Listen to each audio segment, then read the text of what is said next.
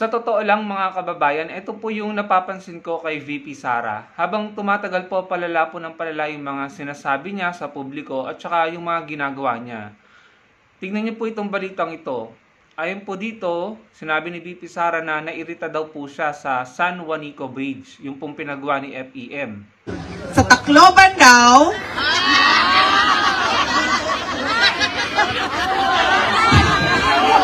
anong tourist spot niyo doon? Diba? Ano ba? San Juanico Bridge. Tourist spot daw ang San Juanico Bridge. Alam niyo ba gaano kahaba ang San Juanico Bridge? 2.6 kilometers. Sobrang irritated ako. Paano naging tourist spot ang 2.6 kilometers na bridge? Ang bridge sa China, papunta sa Shenzhen, papunta sa Macau, papunta sa Hong Kong. Gaano kahaba? 264 kilometers. Yun ang tourist spot. Yun ang modernization. Yun ang infrastructure. Hindi ang 2.6 kilometers na San Juanico Bridge na ngayon, nagkakagulo pa paano ayusin. Diba? Hindi ko alam bakit hindi nakikita yon ng administration. Hindi tourist spot ang 2.6 kilometers. Ang 264 kilometers, yan ang tourist spot. So mga kababayan, hindi ko po maunawaan si VP Sara. Bakit po siya naiirita sa isang tulay na pinagawa para magkaroon po ng connection ang dalawang lalawigan? If I'm not mistaken, Samar at Leyte, no? Pwede niyo pong i-check yan. Pero medyo, ito po yung naaalala ko nung napag-aralan namin sa history, hindi ko na babanggitan yung pangalan ng subject kasi baka malaman niyo pa kung ano po yung edad ko, no? Pero pinag-aralan po namin yan nung high school at saka nung elementary na na-appreciate kung sobra yung mga, alam mo yung mga subject noon na pinag-uusapan yung mga magagandang landmark sa Pilipinas. Yan, yung San Juanico Bridge, yung Luneta, yung Baraswain Church, yung iba't ibang lugar, no? Parang nostalgic pero ang sarap sa pakiramdam kapag naaalala mo ulit, no? Kaya hindi ko po maunawaan si VP Sara kung bakit siya nairita kung sabihin na tourist destination ang San Juanico Bridge. Tourist destination naman po talaga yan. Noong pong panahon na yan po yung talagang kilalang bridge, no? Dito sa Pilipinas, hindi lamang sa Pilipinas, kundi sa buong Asia or sa mundo, kinilala yan. And marami pong tao ang nagpapapicture dyan. Kung matatandaan nyo, si VP Sara at si PBBM ay nag-motorcade dyan noong 2022 election. So, tuwan-tuwa pa nga si VP Sara doon eh. Ang laki ng ngiti niya. Tapos ngayon, sasabihin niya na iirita siya sa San Juanico Bridge. Tapos sasabihin pa niya yan sa harap ng mga Pilipino sa ibang bansa, sa Melbourne, Australia. May mga Australiano or mga foreigner na nakakarinig noon. Bakit mo naman ito ginagawa sa sarili mong bansa, VP Sara? Ang San Juanico Bridge ay identity na ng Pilipinas. Nakilala din ng Pilipinas dahil sa San Juanico Bridge. Na-appreciate ko po ang San Juanico Bridge, mga kababayan. Bakit ko na-appreciate? Dahil ang laki ng tulong niyan sa trade, sa ekonomiya ng bansa natin. Kahit man lang dyan sa kinukonek niyan, yung mga lalawigan na kinukonek niyan, ang laking tulong niyan sa employment ng mga tao dyan, sa travel, sa ekonomiya, sa pakikipagkalakalan, sa turismo. Malaki po ang tulong ng bridge na yan. Bakit kailangan mairita ang isang Vice President? Vice President ka ng Pilipinas, bakit ka naiirita sa identity, sa isang mahalagang infrastructure sa bansa natin na may malaking naitulong? Bakit ka naiirita? Hindi po ba mga kababayan, nakakadismaya na sa isang Vice President mo pa maririnig yan at sasabihin niya sa ibang bansa na naririnig ng mga foreigners? Ano na lang ang sasabihin ng mga foreigners? Hindi po ba? Kung galit ka kay PBBM, huwag mo namang idama yung identity ng Pilipinas. Alam nyo, yung San Juanico Bridge, ilang dekada nang nakatayo yan. Hindi ko lang alam kung more than 5 decades or less than 5 decades or more than 50 years, no?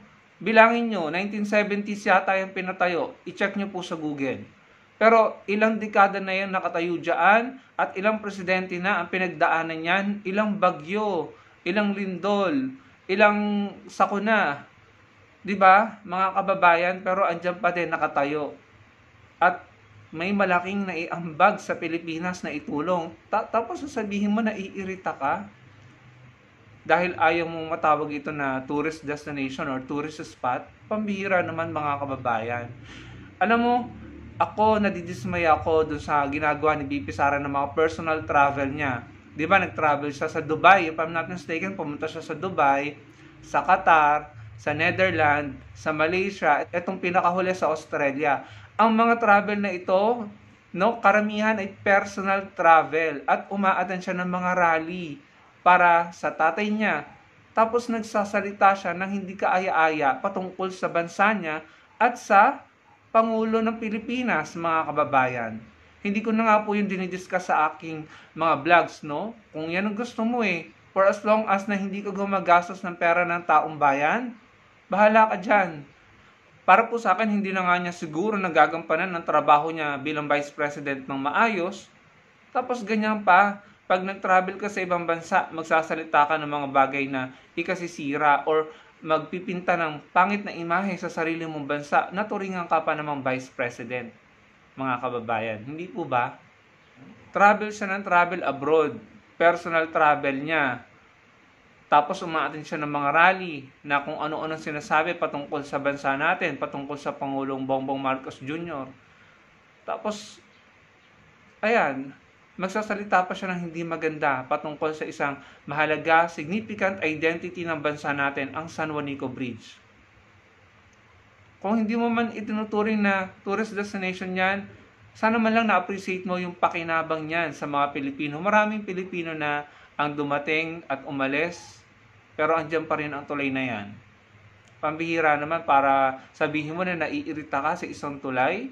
Ano na pala ng Pilipinas nung sinabi mo yun? Pumangit ang imahe natin. Wala tayong positibong napala sa mga sinabi ni BP Sara na naiirita siya sa San Juanico Bridge. Yan ang mahirap. Kapag ang gustong maging pangulo, nagsasalita ng mga nonsense, walang substance, joke, at mga panlalait.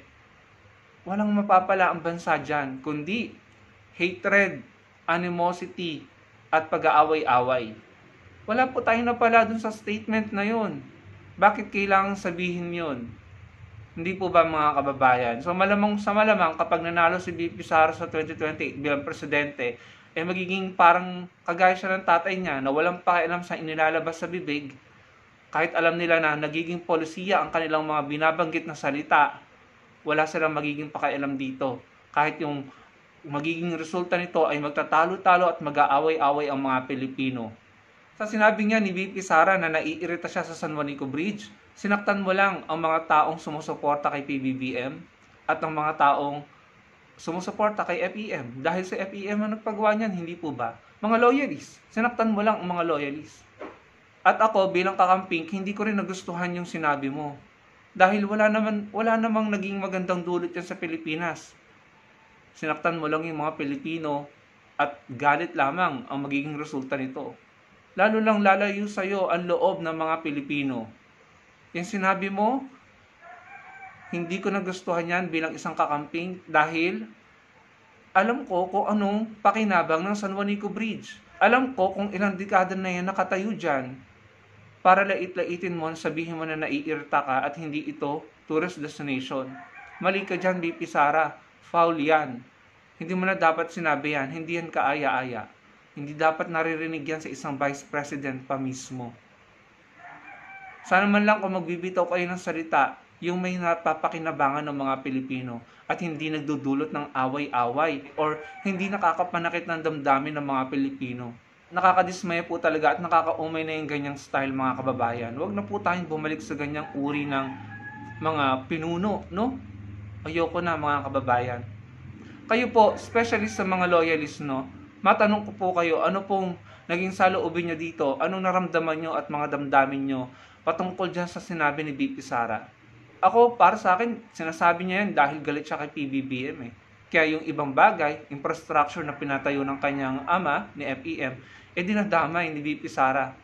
Para po sa akin, yan yung ginagawa ni BP Sara Kaya yan, nakakapanakit siya ng mga tao. I personally, got offended. Na-offend ako sa sinabi niya. Kasi para sa akin, may malaking pakinabang yung tulay eh. At identity na yan ng Pilipinas sa buong mundo. At pinag-aralan namin yan nung high school at elementary ako. Naalala ko yan. Sabi ko pa nga noon, gusto kong makita yan eh, yung tulay na yan. So, mali na sinabi ni VP Sara na hindi yan tourist destination dahil maraming tao, especially nung 80s, 90s, and early 2000, ang gustong makapunta dyan at makapagpa-picture. Yung po ang totoo, tourist destination yan. Wag po tayo maniwala kay VP Sara sa sinasabi niya na hindi yan tourist destination. Tourist destination po yan. Marami na pong nakapagpa-picture dyan. Para po sa akin yan yung counterpart ng Golden Gate ng San Francisco sa California. Kayo mga kababayan, especially sa mga ka-loyalists natin, mga kakamping, ano pong saloobin nyo sa naging statement na yan ni VP Sara patungkol sa isang mahalagang landmark ng Pilipinas na San Juanico Bridge? Ilagay nyo lamang po sa comment section below. Huwag kalimutang i-like ang video at magkita-kita po tayo sa susunod kong video. Salamat po.